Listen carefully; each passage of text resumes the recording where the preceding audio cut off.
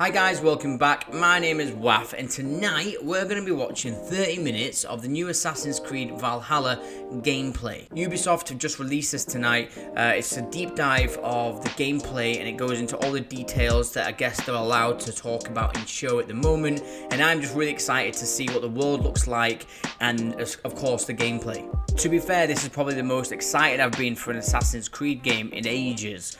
Like, Assassin's Creed, yeah, it's good, but for me, I don't know, it just never, I can never really get into them. I start off at the beginning and I love it, and then gradually it just becomes too repetitive and the same thing. I've never ever completed Assassin's Creed game. I think I only came close to it in Assassin's Creed Origins.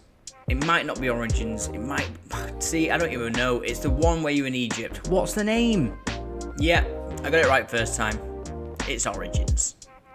Anyway, that was probably my most favourite Assassin's Creed that I can remember. I didn't play the one in London, Syndicate I think it's called. I did play like Assassin's Creed 1, 2 and 3 I think. Actually, Black Flag, I completely forgot. I played that loads! What am I on about? I actually really did enjoy Black Flag because you can get on your pirate ships and you're a pirate. I like anything to do with pirates. That one and Origins is definitely my favourite Assassin's Creed, but still I never completed them. I just get bored of it, and yeah, it just becomes a little bit too repetitive, and I don't know, I just lose interest. So with that being said, this new Assassin's Creed, because it's set in the Viking era, I absolutely love that because I love Vikings. Vikings is also one of my favourite TV series. I know it's completely different, but that got me really into Vikings, so I'm 100% sold on the fact that it's going to be about Vikings. The characters look great, the face paint, the clothing, just the whole design of the characters I think look wicked, so that's already got me excited, and just being in that world of the Vikings is something that will draw me in and to make me buy the game straight away. I'm definitely going to get it. Will it be good? Who knows? No one's going to know until we play it. Let's check it out and we can talk about our thoughts and feelings at the end of that. Oh, straight in there. Fucking hell, heads flying off. Hey everyone, welcome to the Ubisoft Forward post show. My name is Yusuf Magid and this is Assassin's Creed Valhalla. We're going to take a deep dive into about 30 minutes of gameplay, and we're joined by a very special guest here. Hey everyone, this is Philippe Bergeron, otherwise known as Fizz. I am the quest director. How do you even on say that name? Assassin's Creed Valhalla. Philippe Bergeron. So Fizz, we're setting up here for what looks like an epic encounter. Tell us exactly what's going on here. Yeah, so here we're midway through the quest that we're showing for UB Forward. Here we're looking at the assault of Berg Castle. So these are big moments that usually sort of culminate at the end of the story. And so here Eivor, our Viking raider, is taking a group of raiders and Fyrds into Berg Castle to go and take down Rued and his clan. So who exactly is Rued, and why does Eivor sort of want to pick a fight with him? Basically, Rued comes into play about halfway through this story arc, where at the beginning of the arc, this is something that happens before, Rued basically caused a lot of turmoil within the territory, and Oswald, who's the sort of elderman to inherit this territory, needs your help to take him down. Oswald having just been defeated in a previous quest, and so here this is revenge, but also accomplishing your ultimate goal. So Fizz, as you're talking, we're seeing some of the combat of Valhalla. Can you tell us a little bit about the changes to combat this time around? We wanted to Basically add a lot of new mechanics to it. So we added like some dual wielding for the player, like a stun system in there. And we really needed to do this to sort of portray that sort of the brutality that comes with being a Viking in this day and age. So it sort of fits into that, the time and the character. Going in. That looked pretty cool. I'll give it that. He lives. Oswald lives! Eivor, is that you? Shut your ass, twig spine. Here, Eivor has taken her entire army through the assault, and finally it's revealed that our Elderman, our ally, Oswald, is still alive, and Rued has him captive. So this is what it comes to, Wolfkist? 2 Danes fighting over a filthy Saxon whoreson? If This swine is your prize. Come and get him. So now that we've seen that Oswald is alive, we have Rued within our sights. What's the next step here? So the next move for Eivor is to finally face off against Rued. She has her allies; they can take care of the rest of the army. A hard Now wolf, it's time that. to go one-on-one against Rued in one of our boss battles, actually. Your battle is not yet won, Oswald. Hey. And it's worth pointing out, actually, that here what we're showing is the player going and facing off against Rued aggressively, but we tend to always have to support a 360-degree approach in these things. So the player could have approached this a little bit more stealthily and gotten at least like a good critical hit on either Rued or his wolf, and so you can play this a little bit more strategically if that's your playstyle. So we're not only fighting Rued here, but also his pet wolf, right? Here, one of my preferred strategies is to eliminate the wolf first, just focus fire on him. It takes at least one opponent out of the combat. Now, Rued will have extra abilities that come into play if you do eliminate his wolf, but I think having one opponent less in the battlefield makes for a good strategy in the whole. See, it looks... Fucking hell, imagine being able to just kick someone halfway across the planet. Only the cold dark of Niflheim awaits you. Niflheim. That fate will not be met today. Why does they should be ruined, wolf-kissed? Made thralls, not treated as equals. We are better than this, than all of them. Do not drag me down to the sewage you wallow in. We just again fight tooth and nail for a sanction. You'd throw in with these wastrels? These arrogant swine? Eivor, no! He should be tried before God, a lawful assembly. All right, so we've defeated Rued, we freed Oswald. What comes next?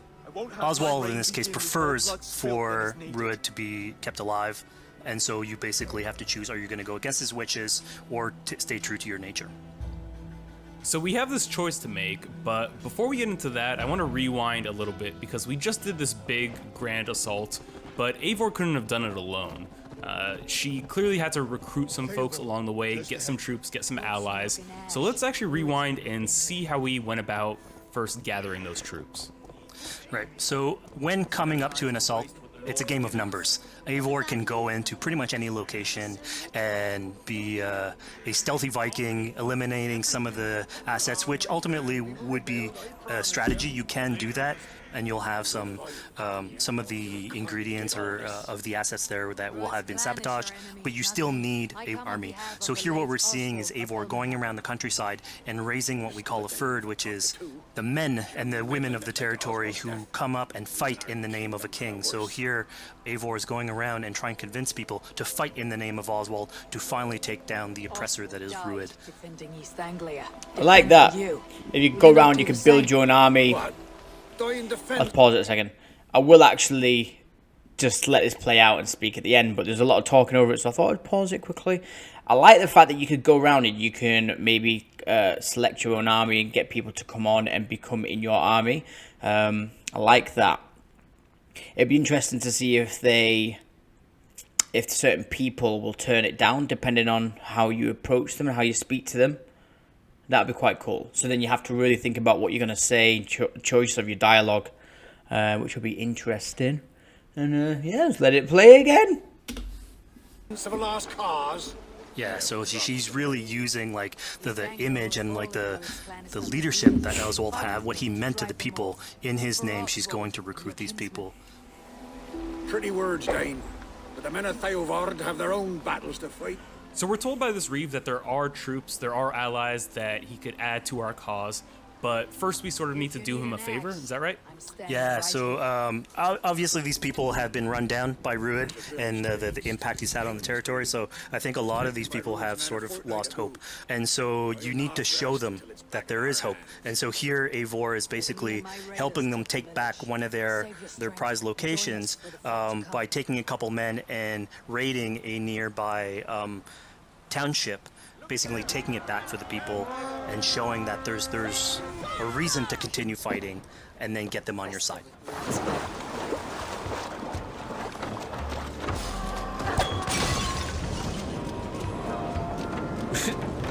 see that fire just like fall. Fire doesn't fall.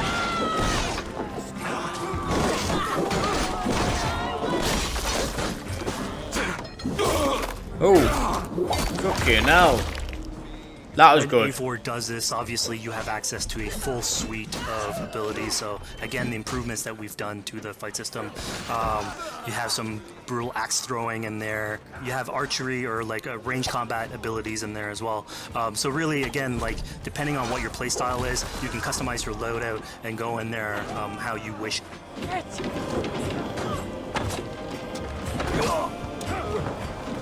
See, that guy should have been screaming. He was on fire. Fizz, we just saw this giant pulse go out. What exactly was that? So that is what we call the Odin sight. The Odin sight is basically our interpretation of the eagle vision from previous games, and we thought it was good to sort of bring that back. It's basically Eivor's intuition. It's how she perceives the world. Cool. When player uses that, it'll highlight basically interactive objects, like things that will bring her an advantage. So we'll have arrows, Imagine that. Like health Okay, consumables that are in there. So it really is like a good way of sort of understanding the world and showing you like things that you can go and touch. Imagine 2 hammers smashing your fucking head in like that. Yeah, I mean, speaking of things we can touch, we just picked up Well, this good. awesome new weapon. It's something we wanted to play with on Assassin's Creed Valhalla, where we have fewer weapons in the game, but you can invest in them more, so they become your weapon. And so depending what your preferred playstyle is or your preferred weapon type, then you can go and choose, I'm gonna fight with this weapon and invest heavily into that. Not only are we looting weapons, but we see something here called the Book of Knowledge. Can you tell us a little bit more about that? They unlock skills for the players. So here you can see the Valkyrie dive that has just been unlocked. We have these spread out throughout the world, so again, to promote exploration and discovery. As you travel through the world and you explore locations, you can find these books that will add abilities that you can go and invest in, put into your loadout, then go into the different locations with the different quests in the game and use those depending on what your playstyle is. Now we've recaptured this village, we've secured more troops for our assault. Go on, Let's sniff jump it. back now and figure out Sniff what it. we want to do with the root. Imagine that. Smells alright, that. Good night. Fucking backflip off the roof. East Anglia has spared your life today, and so it will be.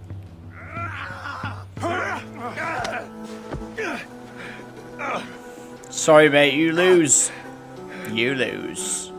Compassion is a virtue suited for anyone, Eivor, including you. Thank you. Eivor decided to let him live. Ruud is really angry about that. Being a Norse Viking, being put to the death in battle is your road to Valhalla. So he was basically denied access to Valhalla in this situation. Gutted. Obviously, all of these decisions come into play later on in the game, so we have very difficult decisions for the player to make. We didn't want to have easy decisions. Yeah, you know, when I was playing, I decided to listen to Oswald and spare Ruud's life, but what exactly is the relationship like between Eivor and Oswald? So the relationship between Eivor and Oswald is an alliance. It's basically Eivor is surrounded by territories that initially getting into England are hostile towards her, and obviously if you want to set up a new settlement, you want to make sure that your neighbor is friendly. So here in East Anglia, Oswald is the man for the job, where putting him into a position of power would help her sort of secure her territory. So earlier on to the territory, Eivor comes in here, meets Oswald. The problems he had with Ruud are sort of put to light, and going through the arc, you basically help him deal with Ruud and aligning basically Danes with Saxons in one territory. So, Fizz, we've completed the assault, we've gotten our hands dirty with some combat, taken down Ruud. We have this big open region of East Anglia, so before we head off to Oswald's Wedding, what do you say we head out, have some fun, and see what we can get into in the open world? That sounds great. That So sounds we great. see a cat here with a speech bubble above it, and you best believe if you let me talk to a cat, I'm gonna talk to a cat. Yeah, these are some of our some of my favorite moments actually in the game, where we put out a whole bunch of events throughout the territory. and it sort of rewards again exploration, going around. It's a chance for us also to sort of showcase a different side of Eivor. A lot That of the woman's quests sort of head's deal just with like more with like going in politics inside and her warfare, body. and this shows a slightly more human nature to her. So it permits us to explore that character a little bit more. And so here, basically, like you're trying to help a kid with his cat, and ultimately get that cat to sort of join your crew as a cat raider. You just said cat raider way too casually. You're telling me I could have a cat Viking raider on my longship? That's exactly what I'm telling you. Oh my god, yes, I love it. Perfect. That's cool. I like that. So yeah, as you're riding around the rivers of England, you would see a cat basically walking around your longship, keeping your Viking raiders company. You know, speaking of the Viking Longship, we're seeing some of that gameplay here now. Can you talk a little bit about how that works and functions in Valhalla? Yeah, so starting out on this project, I think the Viking Longship is one of the biggest images that we all have when we think about Vikings in our game. And so Vikings had this awesome design for longship that had a very shallow hull, so it permitted them to go very far inland very quickly, and you could basically disembark Viking raiders like on pretty much any shore. We added that into the game where you can basically sail up to any location and then just decide to disembark with your guys and raid a location, loot all its treasure, get back in the ship, and then continue sailing down the river to your next opportunity. I like that because that is basically what Vikings did, so that feels good. For songs and things like that to be sung on ships. Will Valhalla have a similar version of that? Yeah, so this is something we actually wanted the crew of your ship to become like your home away from home. So we added stories and songs into the ship. So basically, as the player is going around, you could decide to have your skald sort of sing a song for you as you row down the river. But you can also decide, depending on who the raiders are in your ship, to hear more about their life. So you can actually queue up stories, and they'll give you a little bit more background on who they are. So you get to know your sort of fighters as you're traveling around the world, which is a cool moment. Yep, I like that. So here we're seeing a bit of a different view. What exactly are we looking at? We had this on previous Assassins where you would like ride on your horse and you could pull out, have the horse sort of follow the track. We have a similar thing for the ship where you can put up your sails. It's cruise control for the ship, so you can pull back, take in the scenery, listen to some songs or some stories, and just take it all in. Nice. It'll be lovely, that. Speaking of Viking songs, we have an activity here that's not exactly singing, but kind of related, right? Yeah, so here what we have is what we call flighting, which was an activity that Norse people would partake in. They would like to have a battle of wits and sort of poetry where insults would be thrown back and forth between each other. The idea was to try and have a good insult, but also to have a good rhythm and a good rhyme in there. So it's basically a precursor to rap battles. Here's the silver. Now begin. To all those whom I speak, they say Eivor's a clod. A clod?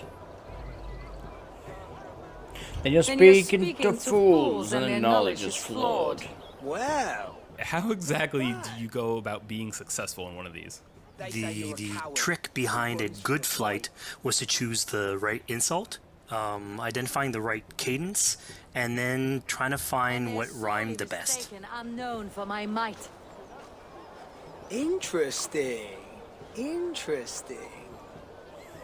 Sounds like a Silent great whispers fun all claim that You're game. terribly dense.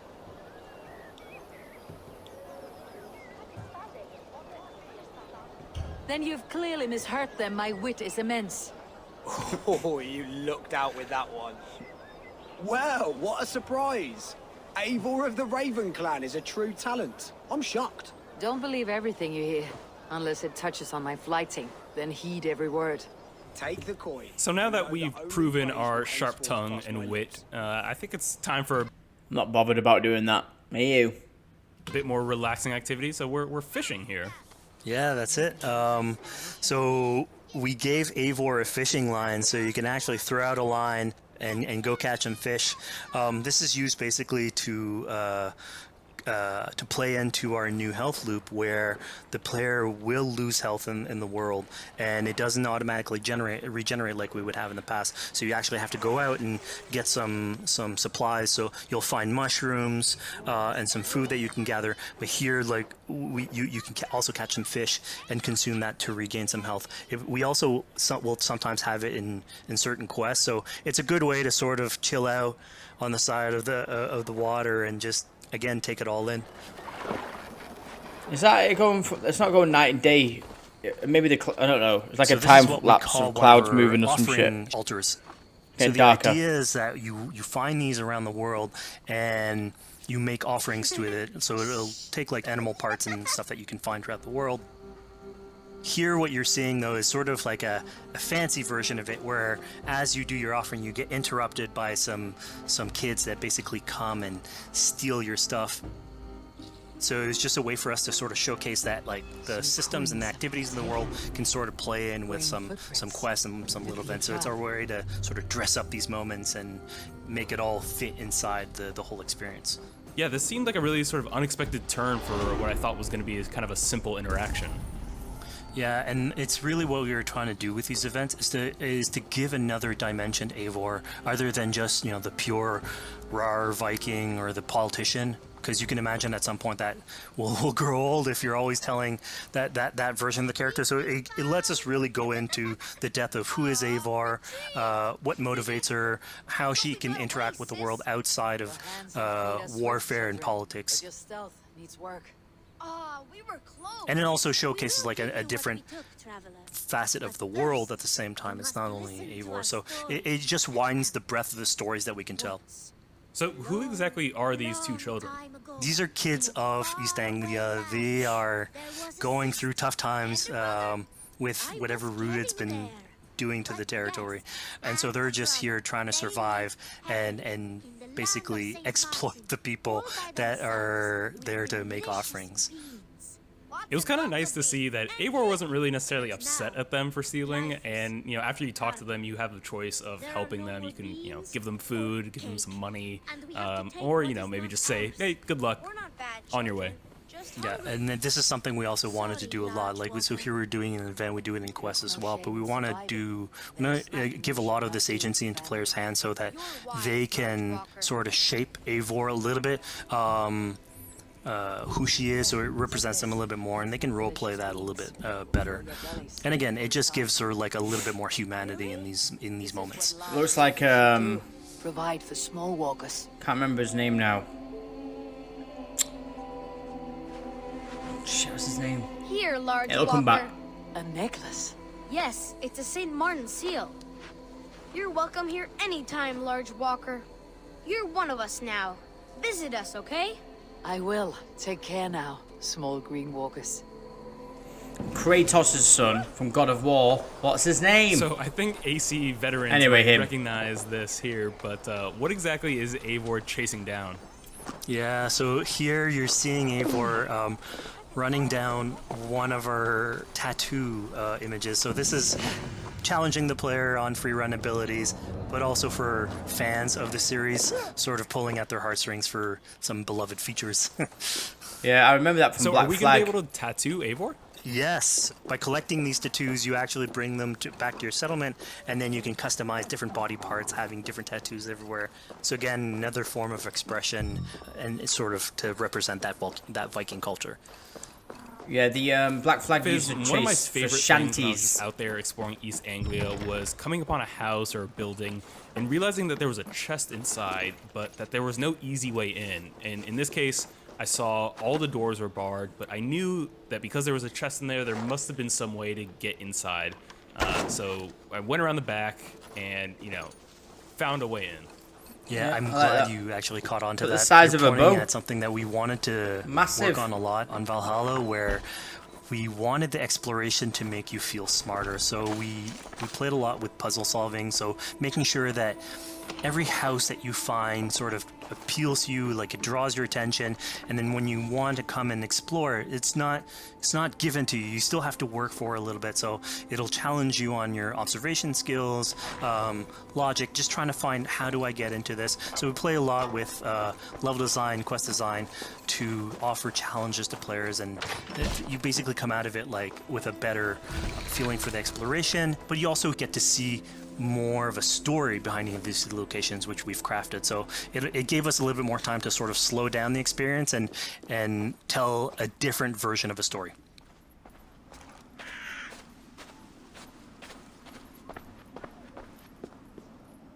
A poor victim of someone's fury.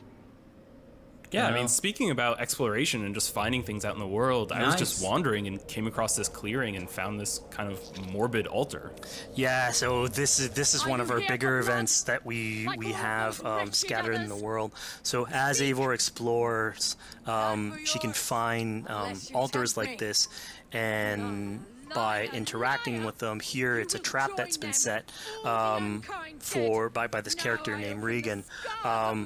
Now, there's a bigger story behind all this. There's multiple steps to it later on. So this is one of the moments.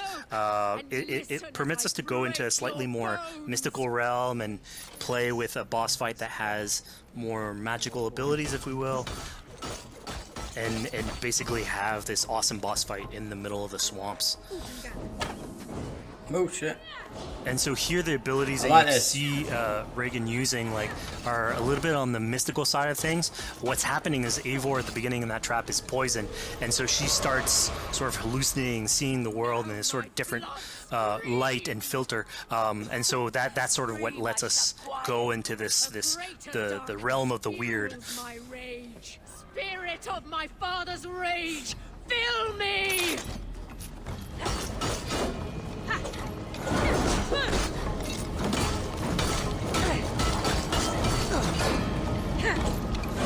I like this. This is pretty cool.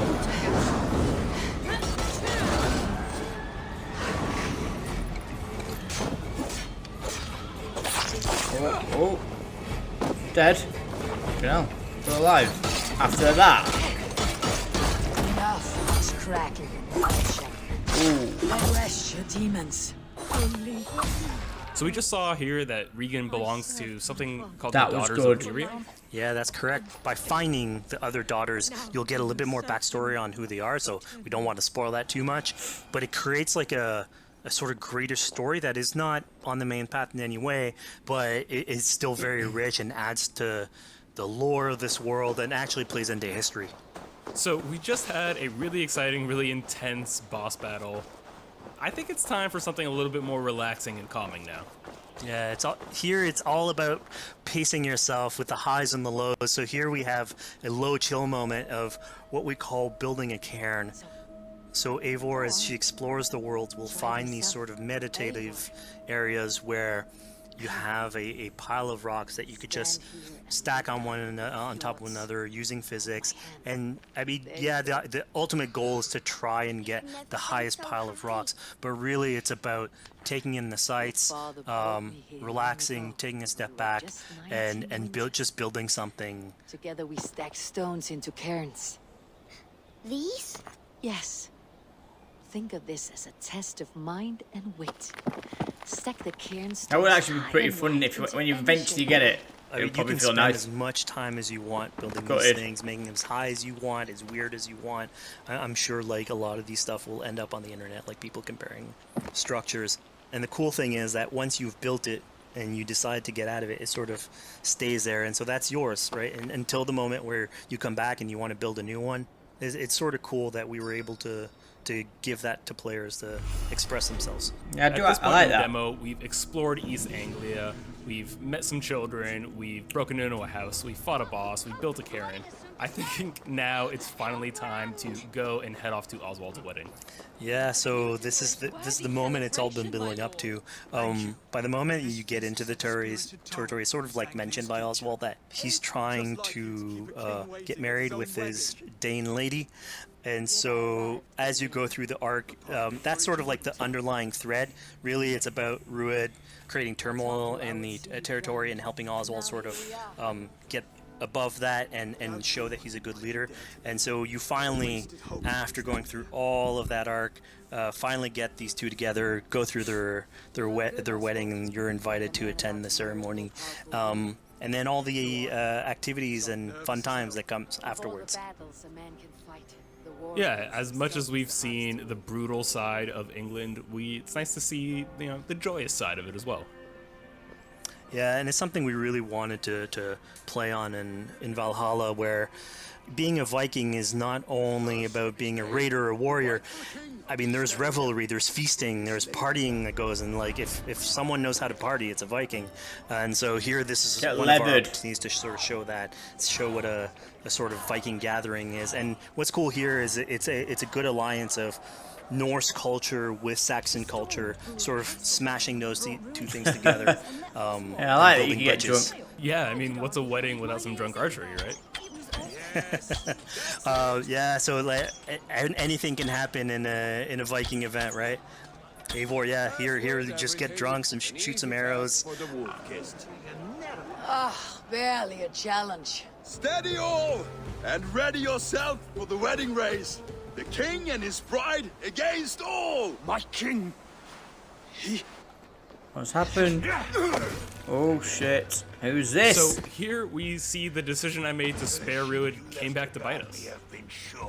Yep, that's the decision you made, coming back.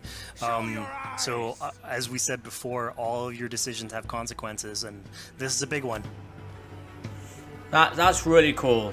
That decisions actually really mean something. I accept. So if they didn't let him off, then he wouldn't have You're come back. So with it's the interesting to see what would have happened. Sort of step in for Oswald, fight the fight for him, or let him go and fight his own fight.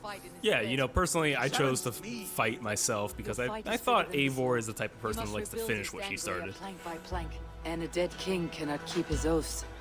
Let me finish this. Oswald, you gutless Arya swine!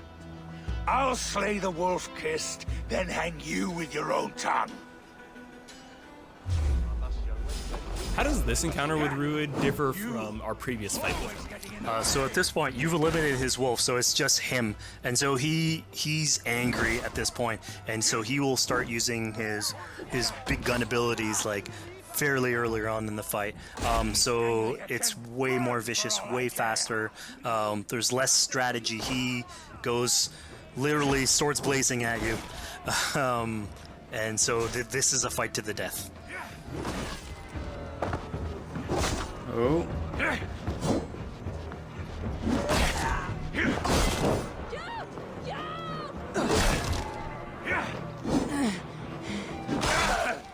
And of course here, like, this is a decision you made to go and fight him, but there's multiple outcomes to this scenario. You could have let Oswald fight his own fight and prove basically his station as the rightful leader. If you had eliminated Rued, obviously this would not have happened. It would have been a slightly more joyous occasion. But ultimately, in all scenarios, you still have an alliance with Oswald. He's proven to be the right leader for this territory, and to be a good ally for you. A great service. I promised you an alliance, and now you have it. And one day I will need you to make good on that alliance. So we're about to take off from the wedding, but Eivor decides it's a good idea to check up on her friend Finner.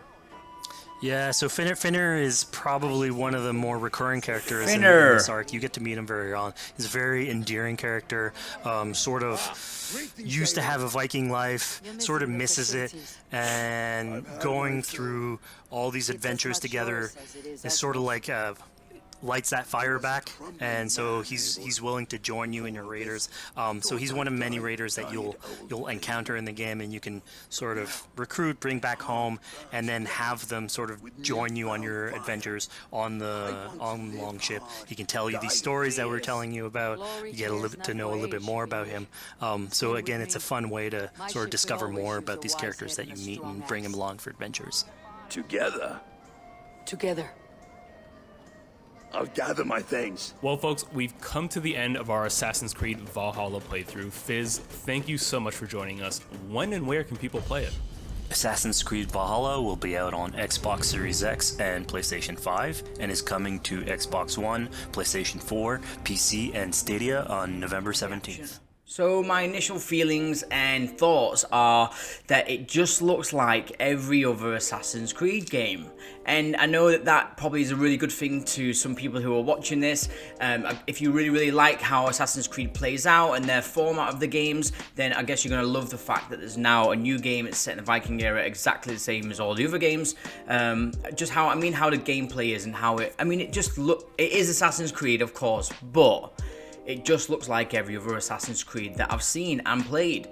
So for me personally, I'm on the side where I really want to see the game sort of grow and become a little bit more unique, and I just want to see a bit of like difference in the games that come out. I just kind of feel like Assassin's Creed's been going for so many years.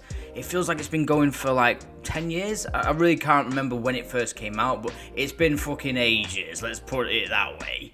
I feel like it's just the same thing all the time, and it doesn't seem to change at all. Like, a good example for what I'm thinking in my mind is, say, the God of War games. So God of War had a completely different style of game and gameplay before God of War 4.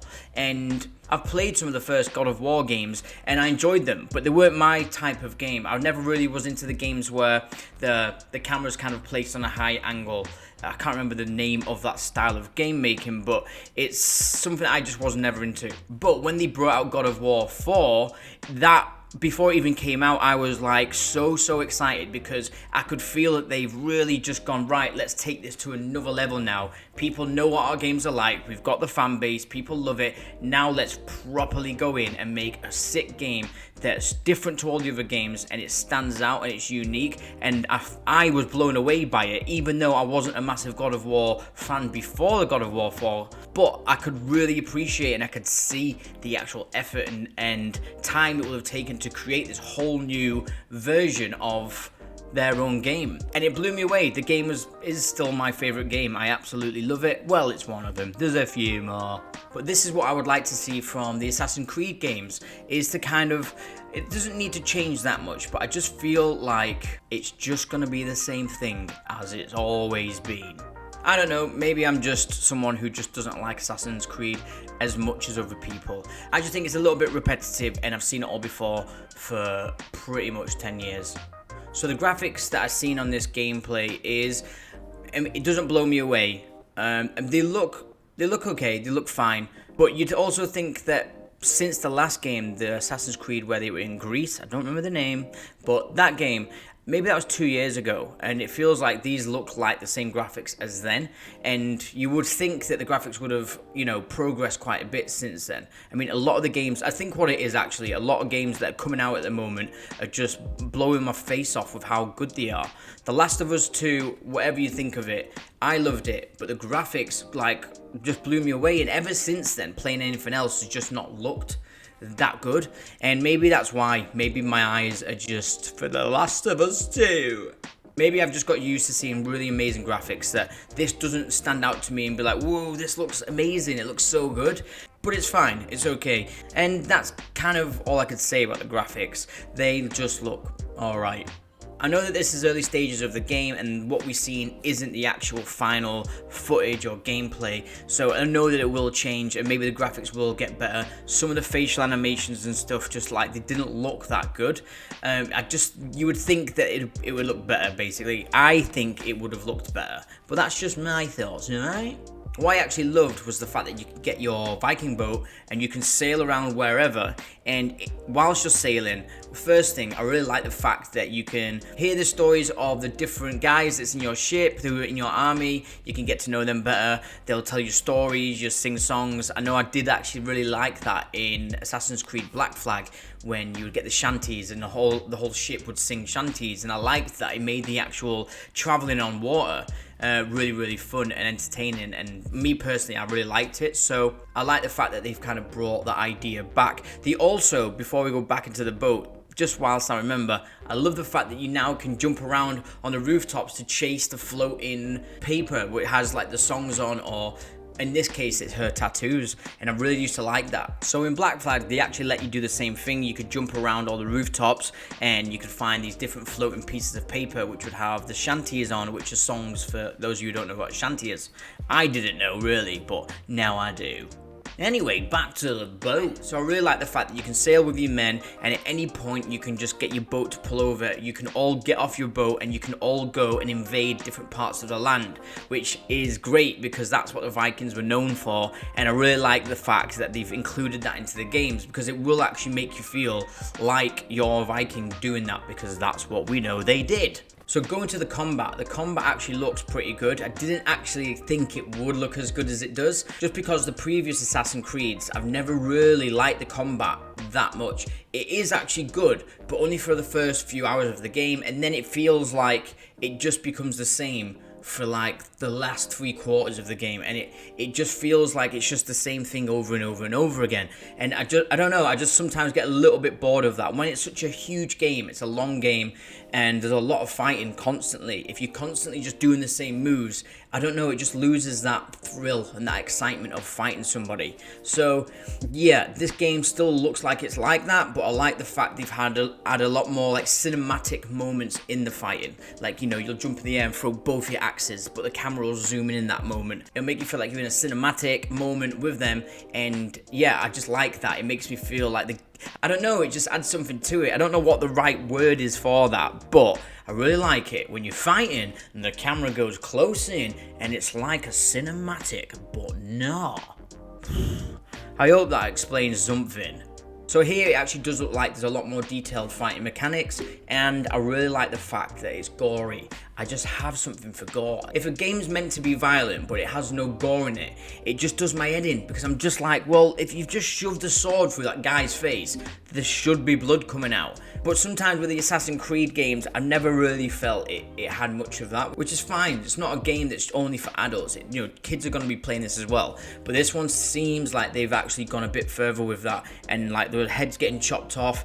There was a moment that I seen where she gets 2 hammers and she smashes it across that guy's face and crushes his whole head together, and blood starts spraying out of his mouth. Like, no Assassin's Creed's done that before. I'm sure they haven't. But yeah, I liked that. I don't know what it is. I just like it when it's just like graphic and you're like, fucking hell. Well, good. I just really hope that the game lets you upgrade your fighting style all the way through the game and doesn't just end a quarter of the way in or half the way in. I want to see it continue throughout the whole game right till the end, and that your fighting can get better and better, your weapons can get better and better all the way up to the end. I always go back to God of War, but in God of War I felt like all the way through it they were just letting you get better with your fighting. Your fighting would change all the time. You'd have different abilities and different skills and different fighting moves that you'd be able to choose from and upgrade. And this happened all the way through the game until you get to the very end of the game. And then at the very end of the game, they give you your Blades of Chaos, which was like, to me, I was like, fucking hell, I thought the game was going to end, and you've just given me back my original weapons that I've not even been able to play or use in this game. And I was like, this game's just fucking well good. I want to see that more. I want to see that more. I just want game developers to just go, right, God of War was perfect. Let's just do what they did and put it in our game. Make it all better. For me, at least. Come on. It definitely looked like there was going to be loads of these stupid side missions and quests that are just pointless and just can't be bothered to do them, because there isn't any meaning behind any of them. And they are a bit just annoying, them sort of quests, like the fact you can go and pay that guy so you can have like a verbal battle. It's like a rap battle, but it's not. You're just saying poetry while trying to insult each other, which are not even insults. I was just like, nah, I'm not interested in doing that. But I guarantee I'll be doing that. I'll buy the game, and I will do exactly that.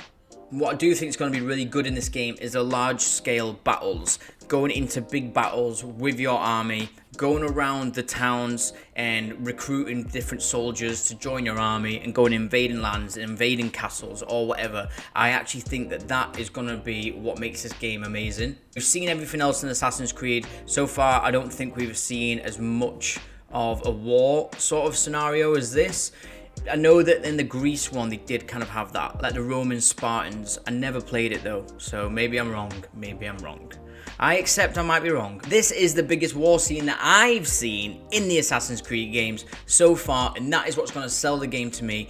I'm really excited for that, and for me that's one of the main positives for this game. I'm pretty sure I will buy this game and try it out. I've played pretty much every other Assassin's Creed, even though I know I'm never going to complete them. I just always want to try them out, so I will be buying this. I'll do a review, maybe some gameplay for it, we'll see. So guys, that was my reaction and my take on the new Assassin's Creed game. What's your thoughts? Do you think it looks good? Are you on the same side as me, or do you think I'm full of shit? Please let me know down in the comments below. And as always guys, if you enjoy my videos, please click the subscribe button. That will really help me out, or at least just give me a thumbs up, hit the like button, and then I will see you next time on wAFF World.